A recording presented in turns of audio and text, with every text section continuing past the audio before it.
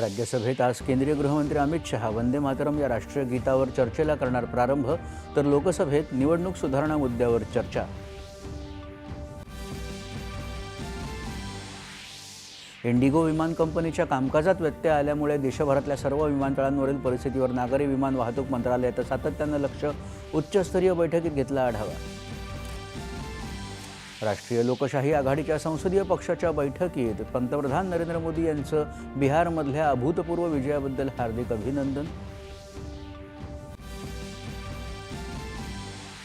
आपल्या देशाला लाभलेली लोकशाहीची रचना अत्यंत सुंदर, लोकशाहीची जिवंत ओळख करून देणारा संसदीय अभ्यास वर्ग ही युवा पिढीसाठी एक उत्तम संधी, मुख्यमंत्री देवेंद्र फडणवीस।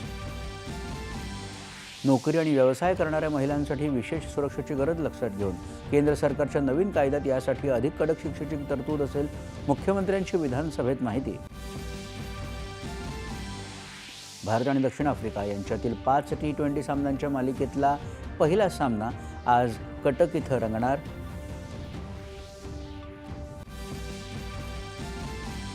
जपानच्या ईशान्य भागात 7.6 तीव्रतेचा मोठा भूकंप, 3 मीटर उंचीच्या सुनामीचा इशारा, नागरिकांना सुरक्षित स्थळी हलवण्याचं आवाहन। आणि ज्येष्ठ सामाजिक कार्यकर्ते आणि कष्टकरी आणि श्रमिकांचे आधारस्तंभ बाबा आढाव यांचं काल पुण्यात वृद्धापकाळानं निधन, समाजातून सर्वस्तरीय श्रद्धांजली। नमस्कार, 11च्या बातमीपत्रात मी